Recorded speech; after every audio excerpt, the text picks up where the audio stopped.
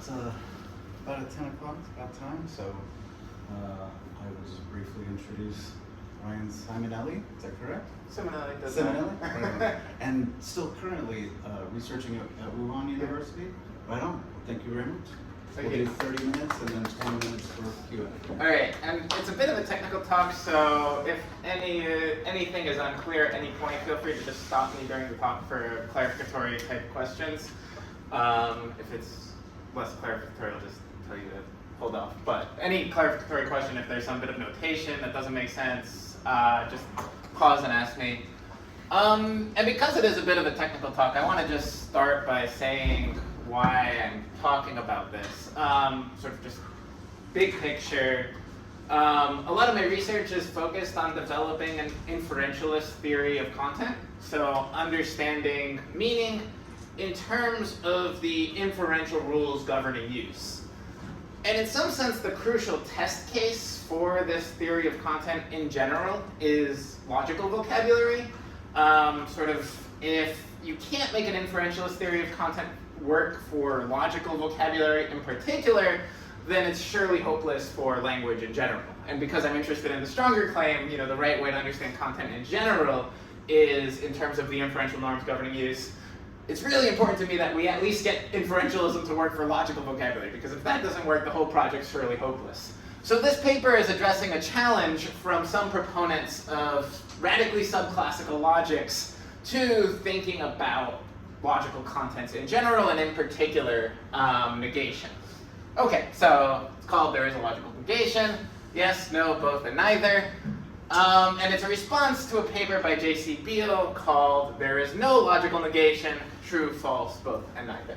I'll explain that in a minute. There's a fun picture I made with ChatGPT. Okay, so here's the plan for the talk. I'm going to explain what this particular subclassical logic, FDE, first degree entailment, is, and how one can arrive at it very naturally. How it's sort of a very natural way of thinking about logic. You just drop the classical assumption that truth and falsity are exclusive and exhaustive. I'm then going to consider J.C. Beale's argument that if FDE is logic proper, then there is no logical negation.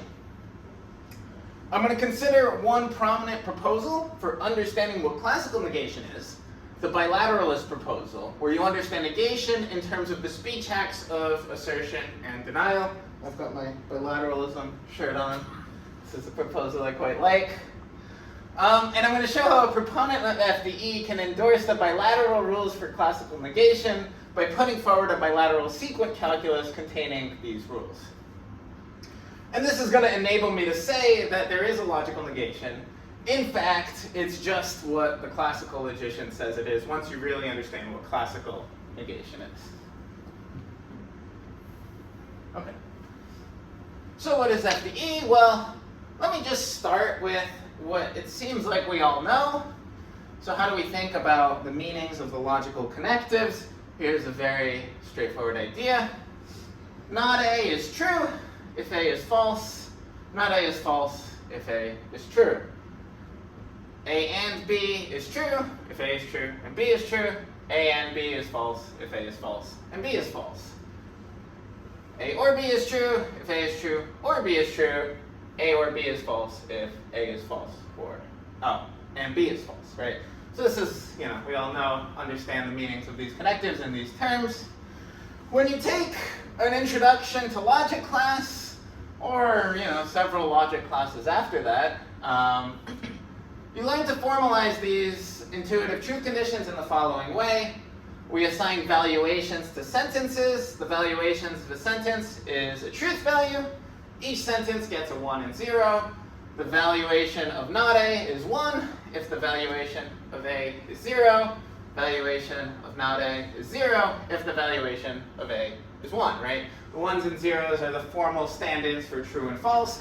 And this is how we formalize those sort of intuitive truth conditions that we all sort of know. And this is what we learn when we take an intro logic class. These are just the truth conditions. We assign values in this way.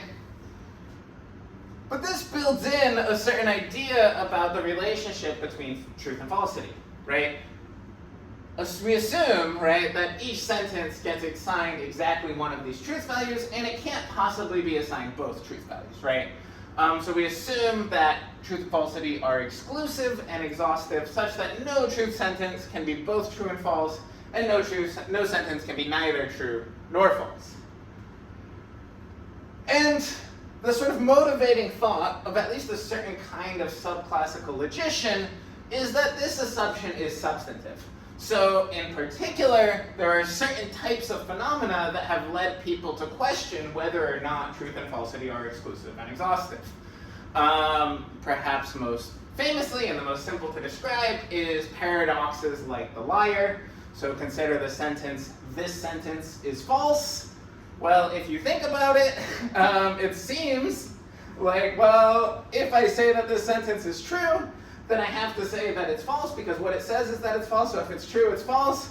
But if it's false, well, what it says is that it's false, so if it's false, it's true. So if it's true, it's false, if it's false, it's true.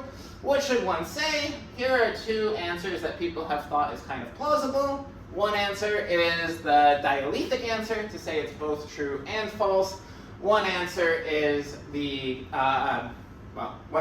first answer is the glutty answer, say it's both true and false. The second answer is the gappy answer, say it's neither true nor false.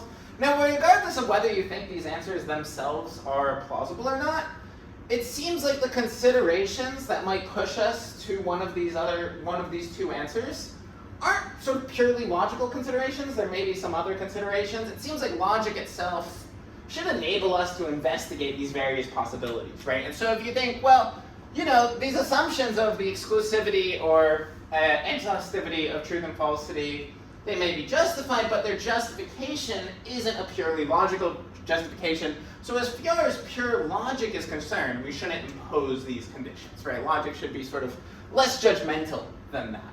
That's a sort of thought. And we can just drop this assumption, right? So remember these truth conditions. Well, I mean, I just said, you know, not A is true if A is false, false if A is true. Well, this is one way to formalize it, but we might think of the same thing. So we can just drop this assumption, right, that every sentence has to have exactly one truth value, true or false, and allow that sentences could be just true, just false, both true and false, or neither true nor false, right? So we have four possible valuations consisting in the sets containing just 1, just 0, 1 and 0, or neither 1 and 0, the empty set, right? And we can just give the same semantic clauses for truth and falsity. So we say, you know, the value true is in the valuation of A if falsity is in the valuation of A. The value of falsity is in the valuation of A if the value of truth is in the valuation of A, right? This is another way of just thinking about what it means to say not A is true if A is false. Well, it's at least true if A is at least false. It's at least false if A is at least true. So we just drop the assumption of, drop this classical assumption. And so we can think about this like this. And once again, if anything's just unclear at any point, please stop me. Okay, so doing this, we get a family of logics which I'll refer to following Graham Priest as the FDE family. I think he's the first one to use that phrase. So we get this family of logics by just thinking about validity in the sort of natural way. Validity is truth preservation. So an argument is valid just in case whenever the premises are true, the conclusion is also true. So formally, we have a set of premises X. I'll use X and Y for sets of sentences here. So we have a set of premises X and some conclusion V. It's valid relative to some set of valuations, right? Just in case there's no valuation in that set, such that all of the premises are true and the conclusion is not true. And we can generalize this to multiple conclusions. I'll talk about that in a minute, but I'll just state that. And so letting a valuation function be a function mapping each atomic sentence to a truth value. The values of complex sentences are determined by the semantic clauses for the connectives, just stated above. And we get 4 different logics by allowing 4 different classes of valuations, right? So FDE is what we get if we allow both gaps and gluts. So we allow all 4 valuations. Sentence can be neither true nor false, just true, just false, or both true and false. We get a logic called LP. This is Grand Priest's logic of paradox. If we exclude gaps but allow gluts, so we get rid of the neither, keep the both. We get another logic, cleans K3, if we exclude gluts but allow gaps, so we allow the neither but get rid of the both. And classical logic is just what we get if we exclude both gaps and gluts, right? And so this picture is that, look, classical logic, it's not really the sort of foundational thing. It arises from a certain sort of imposition of excluding these gappy and glutty possibilities from the total space of consideration, right? So really, the thought of the subclassical logician here is that FDE, the weakest logic, which allows us to consider all of these logical possibilities and the different sort of relations between sentences with all of these possibilities in view, that's really logic proper, and these sort of stronger logics that result from excluding some of these kinds of possibilities, that's sort of based on extra logical consideration. Okay. So here's just some facts about the logics in this family, because I don't know how familiar these logics are to everyone. Just some sort of facts. So a lot of the sort of familiar sorts of inferences, we're familiar with the logic containing conjunction, disjunction, and negation, are valid in all of these logics. So disjunction, introduction, elimination, conjunction, introduction, elimination, these sorts of rules that you might have learned in just sort of like a natural deduction system, all of those are valid. Distribution of conjunction and disjunction is valid. The Morgan rules are valid, and double negation is valid. So all of these logics validate all of them. Now, a tautology, let's say, is relative to some logic, is a sentence that such that the logic validates that sentence from a null set of premise. So you have a sentence just on the right side of the turnstile. And an antilogy, this is sort of more common term is contradiction, but that can be a little vague, like the term antilogy, is a sentence such that that sentence validates the null set. So you have that on the left side of the turnstile. You can sort of read this as saying, you know, this is sort of necessary and this is sort of incoherent, right? So here's some facts. LP contains all classical tautologies. For instance, it validates P or not P, and not P and not P. I have this equivalence because of the Morgan. Sorry, you asked for interruptions. Yeah. So A validates L for definition of an antilogy. It validates the logic is L. L is the logic is a logic. So the way this definition is a sentence is a tautology or an antilogy relative to some logic, right? Right. So an antilogy is a sentence. So never mind. I think I got it. That's the relative validates relative to L, and then there's nothing that follows it. That's the.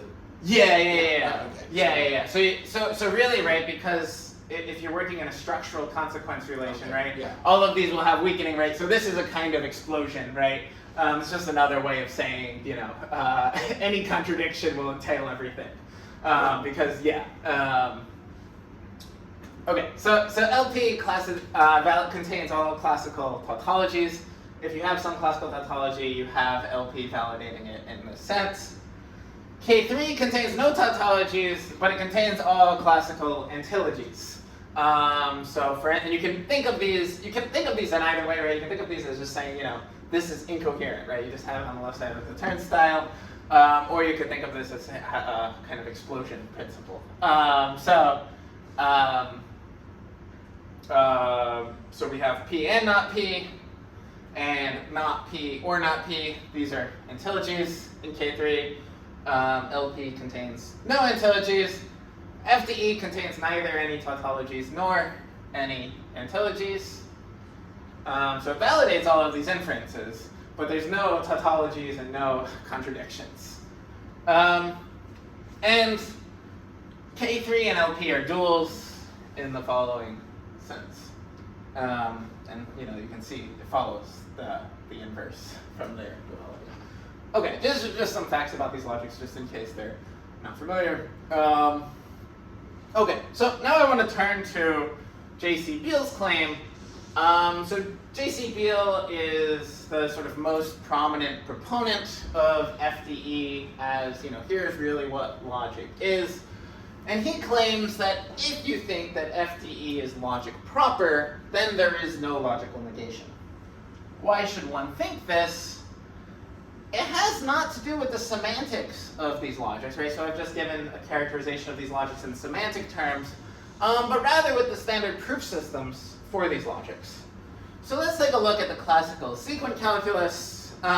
This is Pettenden's version of the classical sequent calculus. So a sequent calculus is a proof system where you have a bunch of rules for inferring to and from sequence. Ignore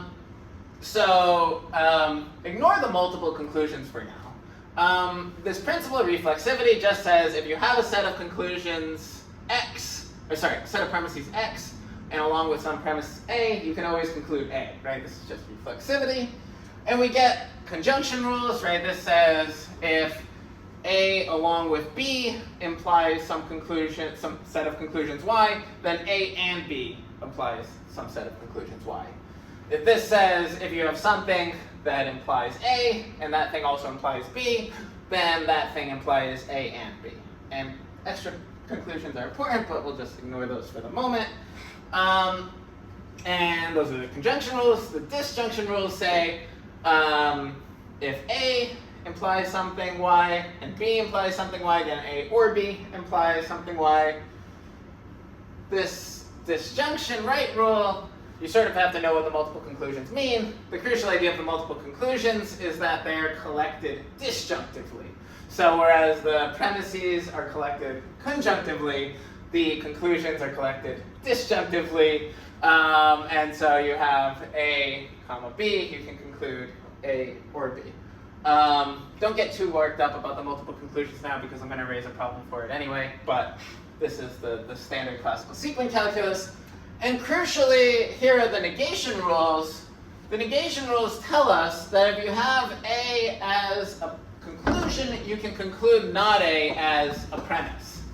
And if you have A as a premise, you can conclude not A as an inclusion. So what negation does in the context of this sort of proof system is it lets you flip-flop between premises and conclusion. It's a kind of flip-floppy operator. Okay, so let's look at these negation rules in a little more depth. So here are the rules again. And don't worry too much about what they actually mean right now because I'm going to discuss that. But let's just see what they can do given in the context of this sort of proof system. What can they do? Well, here are some proofs that you can get with these negation rules. So here's the proof that P and not P is an ontology. So we start with reflexivity, right? We have P implies P. Well, now we push P over to the left side, and you can read this as saying P along with not P is incoherent, right? You just have the P's on the left side. And now you use the conjunction to get P and not P is incoherent. That's how I read the empty left-hand side.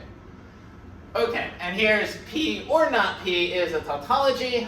You'll see these proofs are very nicely dual. That's why this sequent calculus is quite nice. So you start with reflexivity again. You use the negation operator to push one of these P's to the right side. So essentially this says, the space of possibilities is P, not P. Now you can use the disjunction right rule to conclude that it's a tautology that P or not P, right? And I just said, LP, there's no ontologies in LP, so LP must reject this left negation rule. No tautologies in K3, so K3 must reject this right negation rule. So the proponent of FDE, right, which has no tautologies or ontologies, must reject both of these negation rules. So here's JC's claim conditionalized. If you think that logical negation, right, is the sort of thing that can be characterized by rules of this sort, right? Negation has this sort of property of a flip-flop operator. Then, because you have no rules of this sort in FDE, there is no logical negation. Okay. So what do you have in FDE? Well, here's the sequent calculus for FDE that J.C. Beale proposes. So you have the same conjunction rules, you have the same disjunction rules, right? So Beale's thought is, well, look, FDE has the same conjunction and disjunction as classical logic. But we can't just throw in the negation rules, so we have to have rules for negating connectives, right? So we have negative conjunction rules that are of the form as the disjunction rules. We have negative conjunction rules, negative conjunction rules, negative disjunction rules. And then all we have is double negation rules. And what's notable is that these rules themselves don't suffice to characterize the behavior of negation. Why? Well, because just imagine not is a, it's true that operator, right? Clearly from A you can infer it's true that A, and vice versa if A is a premise, right? If from A you can infer something, from it's true that A you can infer something. But that doesn't, so these rules themselves don't tell us that this means not. So there's no standalone rules that will classify the behavior of negation in FDE. You have to rely on its behavior with other connectives. So these, in sort of proof theoretic talk, these rules aren't separable. You can't sort of separate out the negation rules and just say, look, here's the inferential behavior of negation. Okay, and then if you want LP, you can add this as an axiom, or you could add the right rule. If you want K3, you could add this as an axiom, or the left rule. And if you add both, you get classical logic. Okay, so these sequent calculi are multiple conclusion sequent calculi. And, I said don't worry about the conclusions, multiple conclusions too much, but now let's worry about them. Here, and in particular in the context of the negation rules. So here again are the negation rules. Okay, I said, negation is an operator that flip-flops between premises and conclusions. Okay, but what does that actually mean? We don't really have this intuitive idea of an argument with multiple conclusions that sort of operate disjunctively. Okay, how should we best understand them? And this is important in the context of an inferentialist program because you want to say, look, we understand what these logical operators are in terms of the rules governing their use, right? And so we need a clear conception of these rules if we want to define these logical operators on the basis of these rules, right? So what do these flip-flop rules actually say? Here is one currently prominent proposal developed by Greg Restall and also Dave Ripley. Understand a multiple conclusion sequence, right? So here we have set of sentences X, turnstile set of sentences Y. Understand this as saying that asserting everything in X and denying everything in Y is out of bounds, right? It's incoherent to assert all of the premises and deny all of the conclusions, right? If you consider the single conclusion case, right? So what is it for an argument to be valid? Well, it's to be such that you can't assert all the premises and deny the conclusion, right? Just generalize, this generalizes very naturally to the multiple conclusion case, right? What is it for an argument with multiple conclusions to be valid? Well, you can't assert all the premises and deny all of the conclusions. That's incoherent. And in the context of this interpretation, it's relatively straightforward to understand what the negation rules say. So the left negation rule says, if given the assertion of everything in X and the denial of everything in Y, if it's incoherent to deny A, well then it's incoherent to assert A, assert not A, right? So this says, look, if asserting everything in X is incoherent, asserting everything in X along with denying everything in Y along with A is incoherent, then asserting everything in X along with not A and denying everything in Y is incoherent, right? So this just says if relative to some set of assertions and denials, it's incoherent to deny A, well then it's also incoherent to assert not A, right? Similarly, the right rule says that if asserting A is out of bounds relative to some set of assertions and denials, then denying not A is out of bounds, right? So this gives us a sort of interpretation of these classical negation rules by interpreting the turnstile as sort of separating assertions and denials, right? So the premises and conclusions are understood as assertions and denials. And we understand the negation rules as telling us, in effect, that when it comes to the coherence and incoherence of assertions and denials, asserting not A has the same significance as denying A, and denying not A has the same significance as asserting A, right? So that's what negation is. It is an operator that forms some sentence whose assertion has the same significance as the denial of the negated sentence, and vice versa. Okay, so this is one conception of bilateral logic. Here's another conception that's been developed in the past few decades. Rather than interpreting an existing proof system in bilateral fashion, we might construct a bilateral proof system in which formulas are positively and negatively signed to express assertions and denials. So for instance, we have plus A indicating the assertion of A, minus A indicating the denial of A. And note that these signs are not logical connectives. And I mean this in the sense that they're not embeddable, nor are they iterable. So for instance, these things are well formed. This is the assertion of P and not Q. This is the denial of not P. These things are not well formed. You can't embed the signs in this way. Okay. And using this sort of setup, Ian Rumfitt proposes a natural deduction system. I'm just going to look at the introduction rules because those would fit into a sequence calculus. Here are the introduction rules for negation. You read the turnstile here as expressing a relation of committive consequence. This says that if some set of assertions and denials gamma commits you to denying A, then gamma commits you to asserting not A. And this says if gamma commits you to asserting A, then gamma commits you to denying not A. Okay, so here's a question. What's the relationship between these two bilateral approaches to negation? Well, we can approach this sort of officially by translating the first style of bilateralism to the second sort of bilateralism, by actually signing the sequence. So the thought here, as I've been saying, is that if X is a set of sentences, X turnstile empty can be understood as saying that all of the sentences in X are jointly inconsistent.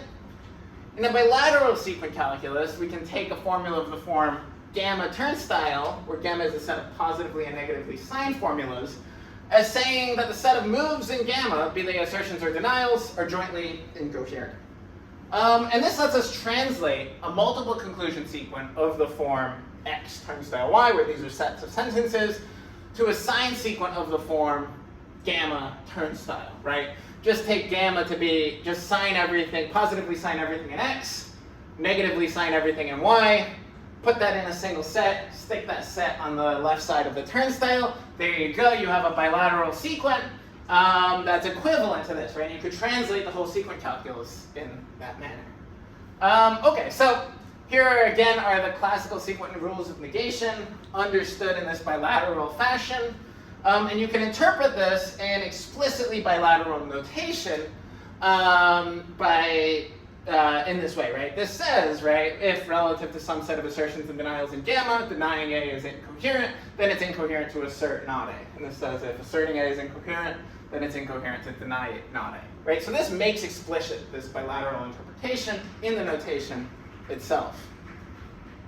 Okay, so now we can precify the question, what's the relationship between these two sets of bilateral proof rules? Here are the multiple conclusion sequence rules, made explicitly bilateral. Here are the bilateral rules. These two sets of rules collapse into one just in case we impose these two coordination principles. So this one says, so here phi is a signed formula and phi star is its opposite. So if phi is some assertion and denial, if phi is an assertion, then phi star is the denial, and vice versa. This says if some set of moves commits one to making some move, then gamma along with making the opposite move is incoherent. And this says if gamma along with some move is incoherent, then gamma commits one to making the opposite move, right? And if we have both of these, if we can flip-flop across the turnstile in this way, then these two sets of bilateral rules collapse into one. But we might think that we shouldn't have these rules. Consider again the liar sentence. is the sentence L is not true true? If we say yes, it seems like we commit ourselves to saying no. If we say no, we commit ourselves to saying yes. So two plausible responses is to say neither yes nor no, or to say both yes and no. If we opt for one, if we say neither yes nor no, we might think it's incoherent to assert the liar sentence. We shouldn't assert it, right? Because if we assert it, we're committed to also denying it. But we don't want to say we're committed to denying it, right? We also think that it's incoherent to deny it. If we think, okay, well, this is the sort of sentence where we both have to affirm and deny, right? We might think, just by reasoning about what it means, we're committed to asserting it, but that doesn't mean that we think that denying it is incoherent, right? On the contrary, we might think that we're committed to denying it as well. So, if we think that both 1 and 2 are logically possible options, right, bracket the plausibility of them for a moment. Just think, is this the sort of thing logic can explore? We can't impose these principles in and out in our logical system, right? We can't impose these principles. Okay, so here are 2 more coordination principles to consider. These are sort of analogous. Here's another principle called bilateral explosion. If set commits one to asserting A, and that also commits one to denying A, then that commits one to every move phi. Once again, if we think that the very existence of the liar commits one to asserting it and denying it, but we don't think we're committed to asserting the moon is made of cheese, we should reject this coordination principle. This principle, excluded middle, says that if gamma along with asserting A commits one to some move phi, and gamma along with denying A commits one to some move phi, then gamma commits one. Oh, this should be, oh no, that's right. Then gamma commits one to phi. And once again, look, if we think that the liar is such that if we assert it, we commit ourselves to a contradiction, and if we deny it, we commit ourselves to a contradiction, but we don't think we're just committed to a contradiction, full stop, we should reject this principle. Okay, so I mentioned these coordination principles. Here's the important point about these coordination principles. They're not negation rules, right? These are principles governing the coordination of the opposite speech acts of assertion and denial. We can reject these coordination principles and accept the rules for classical negation. So once again, if we're bilateralist, here's classical negation in terms of the sort of Restall style bilateralism interpreting a multiple conclusion sequent calculus. Here's the Rumford style of negation, right? I just explained these rules. We might think of these rules as just specifying a particular case of the left rule, right? Codifying the premissory role of the assertion or denial of a negation, like just the case where the conclusion is null. And so bringing these together, we might think, look, here are the total set of negation rules, classifying negation on this bilateralist proposal. Yeah. And so here's the fact. We can actually use exactly these rules and put forward a bilateral sequent calculus for FDE. So that I'm going to use a single conclusion sequent calculus because the single conclusions are a little bit more intuitive. We have these negation rules. We have rules for both asserting and denying conjunctions, right? So this says if something commits you to asserting A, something commits you to asserting B, then that thing commits you to asserting the conjunction. This says if you're committed to denying one of the conjuncts, then you're committed to denying the conjunction. Right? These are sort of very, very natural rules codifying the role of conjunction in terms of assertions and denials. We have similarly natural rules for asserting and denying disjunctions. And this is a sequent calculus for FDE. This is sounding complete for FDE. If we want a bilateral calculus for LP, we add bilateral excluded middle. If we want a sequent calculus for K3, we add bilateral explosion. And adding both, we get classical logic. Okay, so what can we draw from this? There's some proof theoretic facts about this system. I can talk about it more. How do we connect this back to the semantics? We'll just say that asserting some sentence is correct, just in case that sentence is at least true, right? Assert what's true, right? It's both true and false. Still assert it. So assert it just in case it's at least true, deny it just in case it's at least false. We can define a notion of validity applicable to bilateral sequence in terms of preservation of correctness, right? So a valid sequence will never take us to speech acts we should make to ones we shouldn't. Yeah, there's your definition. And the sequent calculus is sounding complete for this notion of bilateral validity. It's easy to see that this is an extension of unilateral validity. So if you just consider the fragment where all of these things are positively signed, it's going to be, so this is sounding complete for these systems. And here's the important point. All of the rules are separable, which means that the inferential behavior of negation is given only by the negation rules, not rules codifying its interaction with other connectives. There's a sort of formal fact about why that's the case. The difference between logics is just the difference in which coordination principles are imposed about these assertions and denials. These are not negation rules, but bilateral structural rules coordinating the opposite stances of assertion and denial. And all of the negation rules of these logics are exactly the same regardless of which logic one uses, and they're just the rules of classical logic. If you think that the bilateral approach to classical logic is a good approach, then these just are the negation rules of classical logic. So there is a logical negation, even on the FDE picture, and it's just classical negation.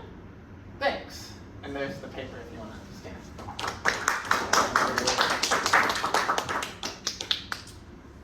Okay, so we've got about 15 minutes for Q&A. So does anybody have any questions for Mr. Simonelli? Well, I'll give it a try. So you mentioned inferentialism, and I see random in the background, and I'm wondering, it would seem to me that FDE is it's that kind of a logic will pose a problem for a pragmatic inferentialism and pragmatic inferentialist semantics only if we can imagine linguistic and other behaviors inviting us to find in the inferential practices of the population we're figuring out behavior that manifests, right, that behavior that would be best spelled out in an expressivist logic that was FDE. And I have a hard time seeing how that could happen, and so why the formal intelligibility of such a logic would pose as an actual threat to, say, the random kind of project. So if you could address that sort of thing. Yeah, great. So, I'm sort of coming from a sort of Brandomian perspective and thinking about this,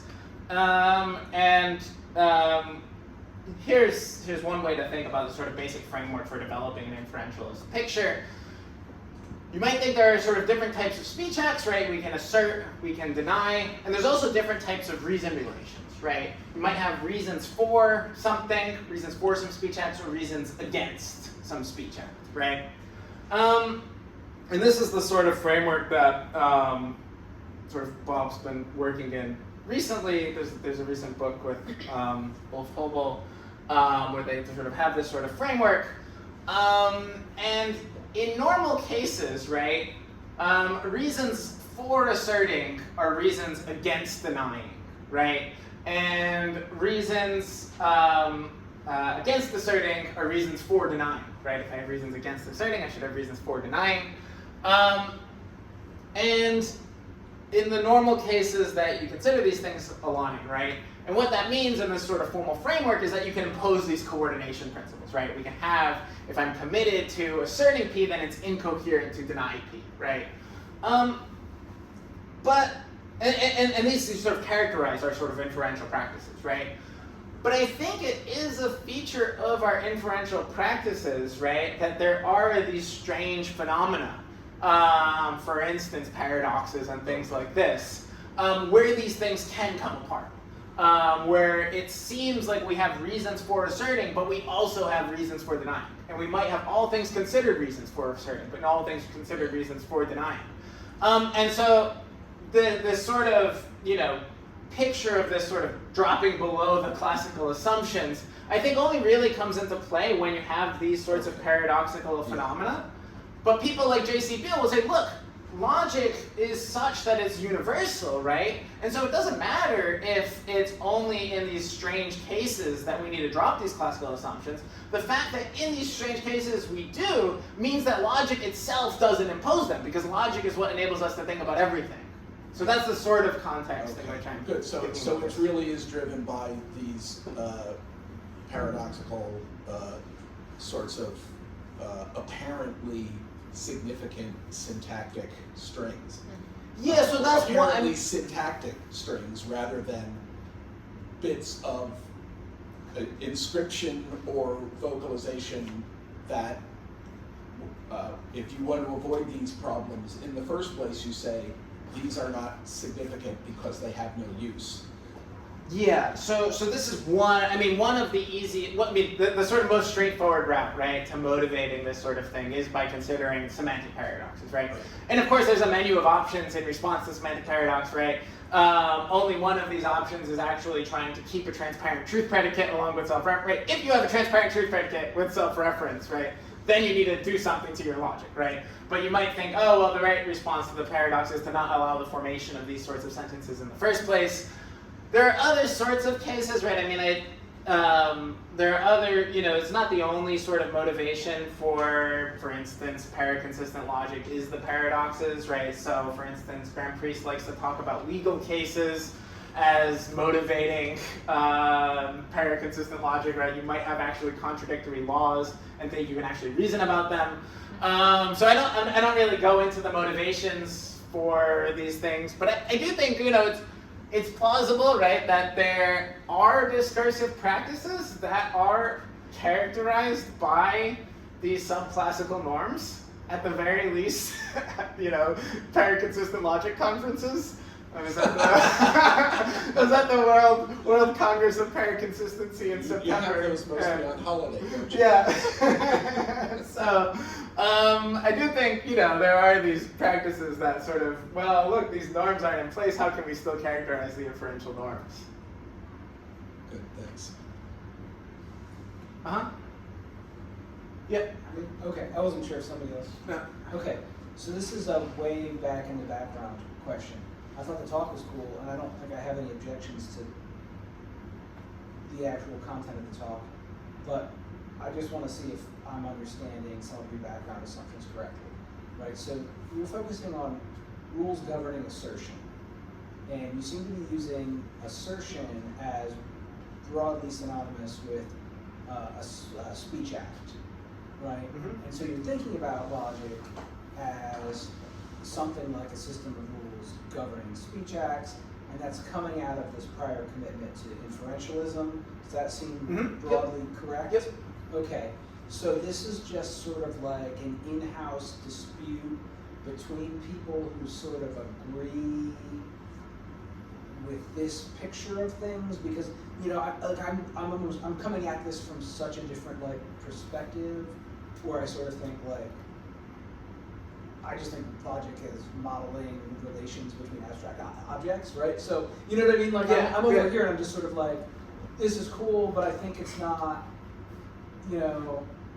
speaking to sort of some of the things that I'm Good, yeah. Yeah. So it is, at least in terms of my motivation, the inferentialist approach is in the background. This is why I'm trying to see, here's how you can give an account of logical negation in terms of inferential norms governing use. I think the inferentialist account of content actually, in some ways, sometimes the motivation among people who promote this sort of view isn't always entirely clear. I think the reason to endorse a view of this sort is because it gives you an account of the abstract objects that you're talking about, right? So, if you want to say, look, here's a conception of logic, logic governs the most general relations between propositions, right? There are these propositions can have the properties of truth and falsity, and logic tells you the most general relation of truth preservation between propositions, or something along these lines, right? Well, now you have a lot of abstract objects that have these properties of truth and falsity, right? And at least from my perspective, I want an account of what these things are and what these relations are. And I think inferentialism can deliver such an account, right? So,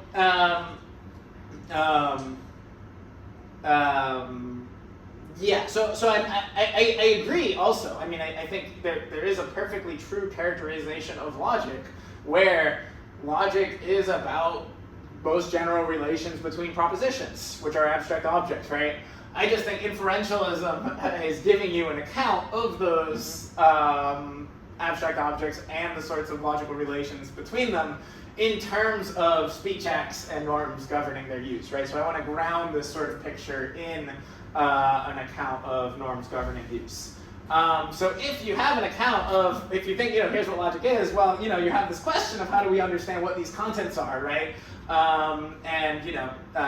Yeah, I'm sort of giving you an account of that in terms of inferential norms governing use. So I think that's that's at least my motivation for thinking that, this inferential picture should be spelled out. Does that help? Right. Yeah. Can I ask a follow-up? Uh-huh. So again, this is kind of big picture stuff. I guess I've always thought that for a lot of inferentialists, like the goal was to give an account of logic in terms of these sorts of in terms of speech acts and things like that, because it's an alternative to the sort of more metaphysically loaded picture, right? It's sort of like the people who don't like a characterization of logic that commits you to all this stuff. It's kind of inflationary, right? Like I thought that was sort of the primary motive. You're saying, well, it's an not alternative always to taking these things as primitives, right? Yeah. You're giving an account of them. I think it's wrong for instance, the inferentialist to say such things as there are no such things as propositional contents or something like this, right? So this is one sort of hardline view you can take, right? Or put the same thing in terms of predicates, right? We have this idea, right, that if I say that phone is orange, right, there's this property being orange, and in saying that the phone is orange, I describe the properties to things. Now, some inferentialists think that the right approach is to say, really, there are no properties, right? There just are the inferential norms governing the use of linguistic expressions. Wilfrid Sellers took this sort of line. He was a hardline nominalist. I don't think that's the best way to go. I think the right thing to say if you're an inferentialist is, look, there are properties. We can articulate what those properties are in terms of the elethic modal relations that obtain between all of these other properties. And we have this sort of space of conceptual contents. How do we understand what those contents are and how we grasp them? Well, we understand them in terms of the inferential norms governing use, right? So I don't think inferentialism is incompatible with this idea that there are such things as properties and propositions. I think it's best understood as giving an account of what those things are and how we grasp those things. What does that do to the explanatory significance of the propositions and the properties comparatively? How does it change their explanatory? Good, yeah, so they are not playing a driving role. So here's a sort of standard explanatory story, right, that you still get a lot, for instance, in contemporary semantics and philosophy of language.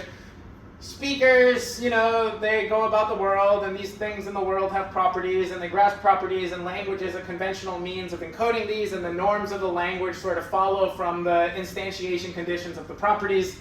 If the inferentialist story is right, that story is wrong, right? So it is incompatible with that sort of explanatory story. What has to be playing the fundamental role is the inferential norms, and as Wittgenstein says, when you learn the norms, you learn them blindly. And the sort of properties, you can talk about them, but they're not playing the same sort of explanatory role as they would in a sort of more standard representationalist explanatory story. Well, we are out of time, so let's thank Ryan for your presentation.